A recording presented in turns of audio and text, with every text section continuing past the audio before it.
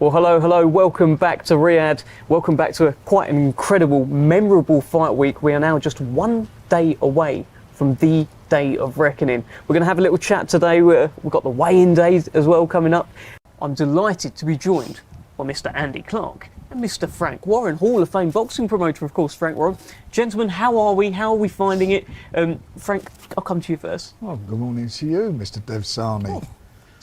How are you doing, and how's your mate getting on? My mate? Mr. Joshua. I feel like I'm losing mates by the hour. It's all part of the fun, isn't it? It is all fun of the fair. No, it's lovely. It's all good, and it's getting more and more tense, exciting. You can feel it in the air with the fighters, the tension with some of them, and the other couple of them are fairly relaxed. But it's we're weighing today, and what is it?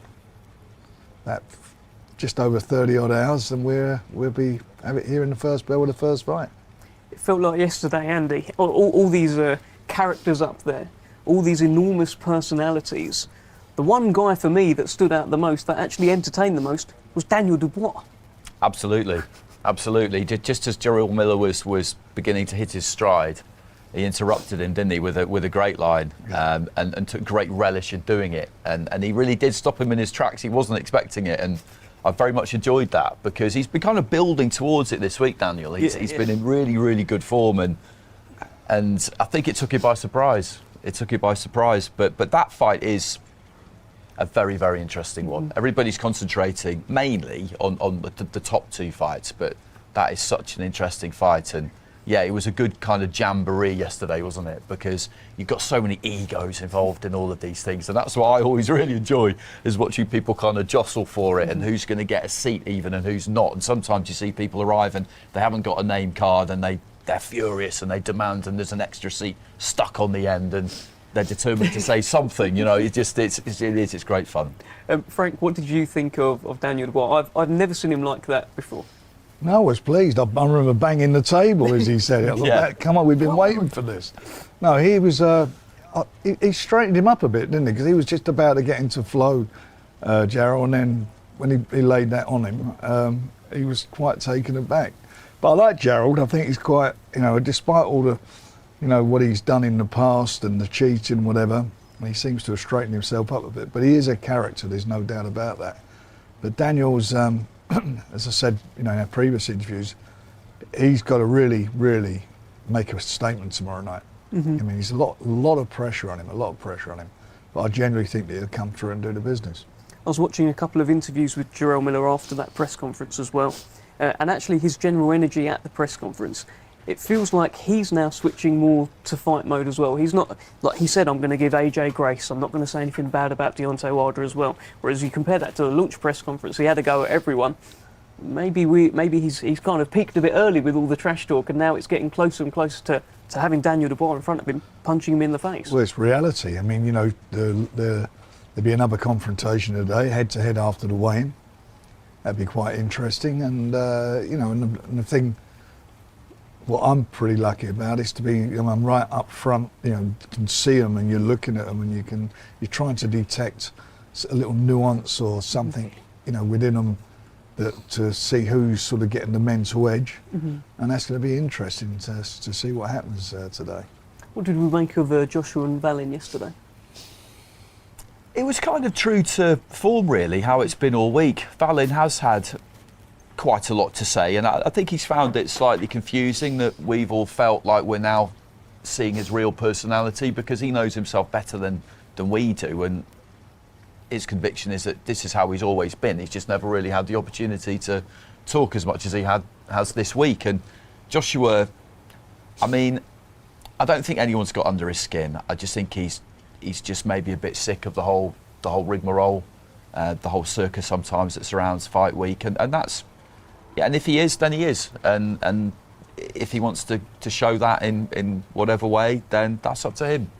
But he seemed pretty composed to me. It's quite interesting seeing him throw it open to the floor, and then immediately Derek Chisora chimes in with the first question. But no, I think they're both in a good space. The more I see of Joshua this week, actually, the more I kind of like it. The way. The edge that there seems to be to him. There is I do think the whole idea that he goes through Eddie Hearn and he would rather not speak to you. I do think it's a bit ridiculous, to be honest, because... Well, you know, I can't blame him. Well, you know better than me, so I'll bow to your In the superior office, judgment. it's the same thing in the office. I'll go through the tea lady to speak to him. But, no, it's... you know, fight week is what it is, and you know, some fighters get fed up with it, and we're just saying some are edgy, some take it in their stride. But you know what? That's what you get paid for. That's part of the deal. The way you get paid is by us selling pay-per-view, by generating money, selling tickets, and that's part of the game. And if you're not, you know, if you're not going to participate in it, then don't moan about money and don't moan about, you know, what your worth is. I sometimes I don't get that, and it is frustrating when you're a promoter, because it goes on that, for example, you guys, the press, the media, are also doing their job, and their job is to report what's going on, which gives publicity to the fight, makes it difficult for them, and they think that we're being obstructive. You know, everybody needs to work within the industry, work with each other, and that's one thing about this show, is that everybody's been cooperating. We've got 2 TV companies cooperating with each other. We got promoters who never got on before, and certainly one I've never met before, working with each other. So it's good. It's great, and look at the outcome. We've got this fabulous card, and hopefully, and I'm quite sure it will, lead to even better shows in the future. And we couldn't help but bring Deontay Wilder's attention to Anthony Joshua. Look, it's been talked about, right? It's been talked about that should be a fight. It's got a semi-final feel to it all. But Deontay Wilder's got Joseph Parker in front of him, who is very, very confident. And yesterday, he was very short with his answers. He seemed very focused, like he knew what he wanted to do, Frank. Yeah, he's on it. I mean, you know, look, the 2 main events, there's no doubt about it, it's a massive opportunity for the so-called opponents. For the 2 guys, you know, the ex-champions, for them, this is do or die. Because neither of them can afford to get defeated. They're all looking, and the world's looking to see these 2 guys get it on. So they've got to get through their fight. So there's pressure on there, and as I say, the opponents have got everything to gain and nothing to lose. Lots to gain and nothing to lose. It's the same with Daniel's fight. It's a bit of the same there. So it's you know, those 3 fights in particular are real jeopardy fights for the fighters involved, because it's going to be for somebody, it'll be a real setback in their career. And when I say a setback, they'll have a long way to get back into the the top echelon of the heavyweight boxing scene. And it's been fascinating to watch all these fighters all come together, all these faces that we never thought we'd see at a press conference table all come together. It's been fascinating. Yeah, it has been. Handshake between Frank and Eddie yesterday. I had my eagle eye open, seeing if I could spot that one. Yeah, it's people have been saying this is the first press conference that this is coming together that people didn't expect they would see. All these kind of houses. It's like Game of Thrones, isn't it? Everybody just assembling around the one table and getting together. I hope it's not the wedding scene. We're in the business of putting fights on. We made a decision a couple of years ago to, you know, where Queensberry was going. My son's the CEO, George. And we made a decision, and we've been on that path, and it's led to where we are now. And it's brilliant. It's brilliant for everybody. Brilliant for us. And I think, you know, even last night when we went back to His Excellency's house, Eddie was there, George, and a few of the people there. It's good. That's good. You walk, you know, and some of it was quite amusing. It was quite funny. We had a few laughs and everything. So it is what it is. I think that's the thing, though, isn't it? Like you say, it can be tiresome. It definitely can be, and it can go too far. But when it's done right, it can really be fun.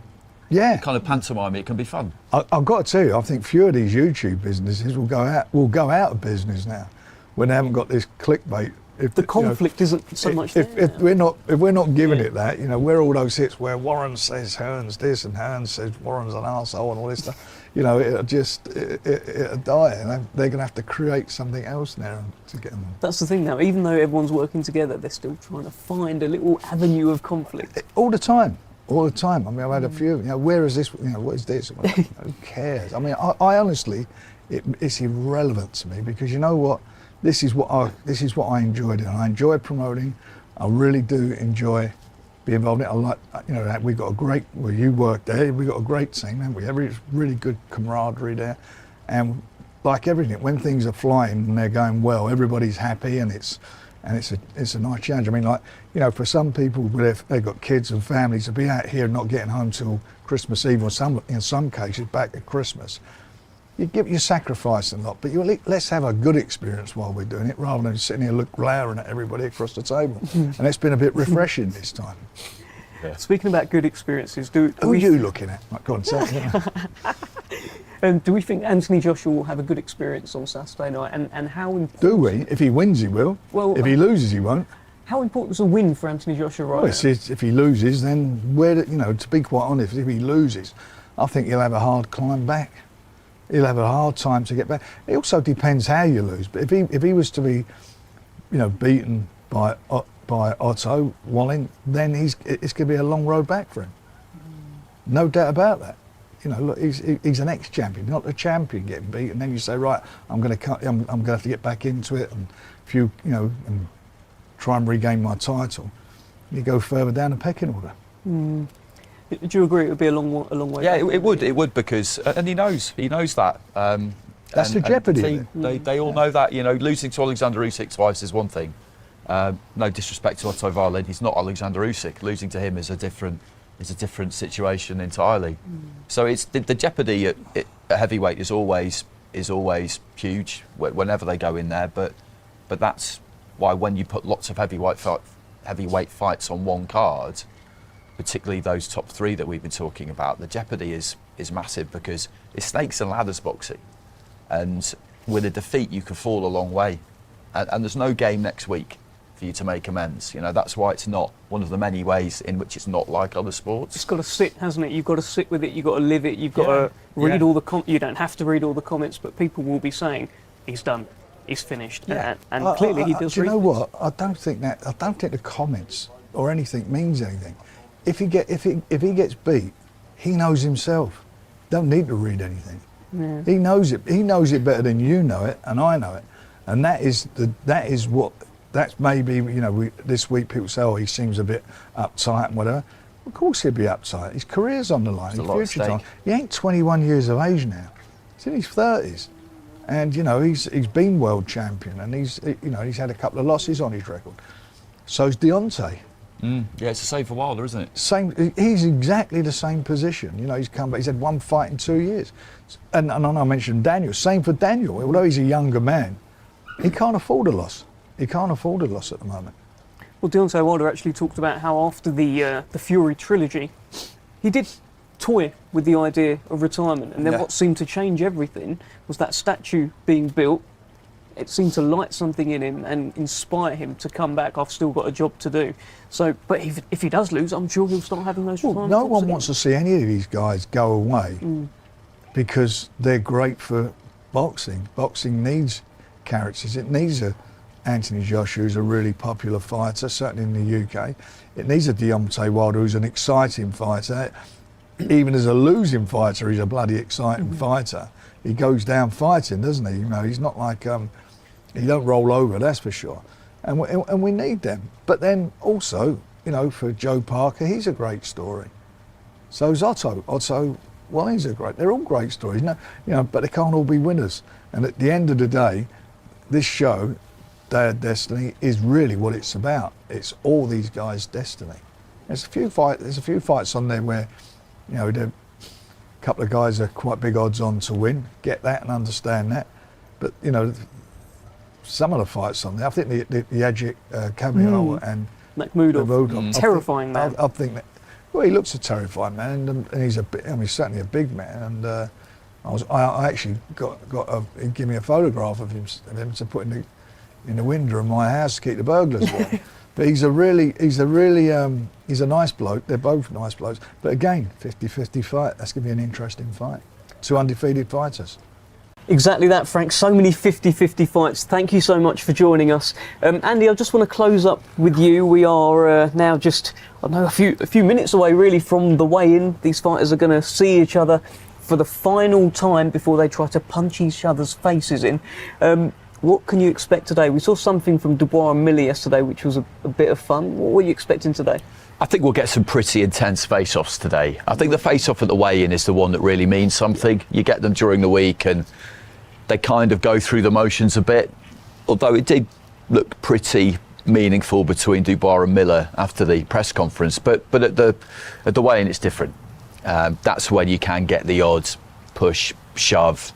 If one feels that a little bit of a line has been crossed, then they have to make some kind of reaction to that. So I think we'll get plenty of that. I like weigh-ins because you get that, particularly with heavyweights, that whiff of danger. They've got that particular kind of smell around them. Like you say, they'll be out the back, circling each other. Snarling. Snarling at each other, yeah, for the final time before they see each other in the ring. I'm curious about the Deontay Wilder weight, by the way. I'll just bring that up because I think you said it earlier in the week. There's like a danger weight, and he was the danger weight last time out, around 214-ish pounds. His danger weight seems to be between 214 up to like early 220s.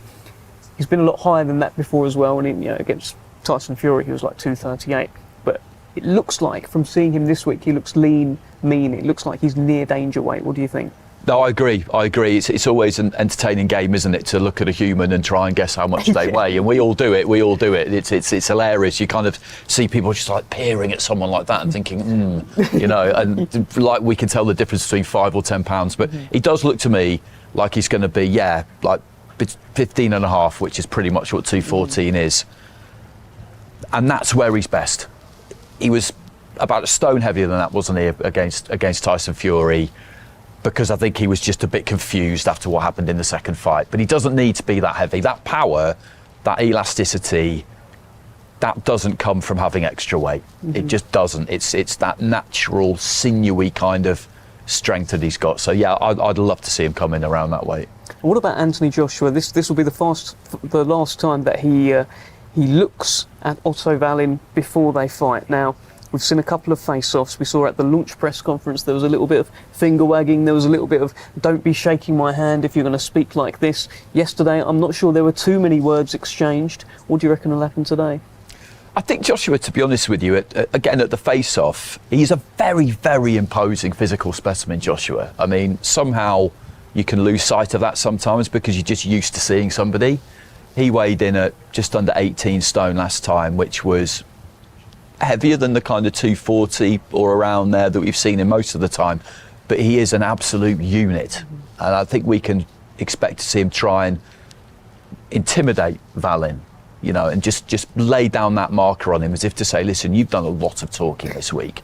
Yes, okay, you did pretty well against Tyson Fury, but look at what I've done. You're on my turf now. This is the big leagues, and I'm going to take you to school. That's what he's got to try and communicate to him.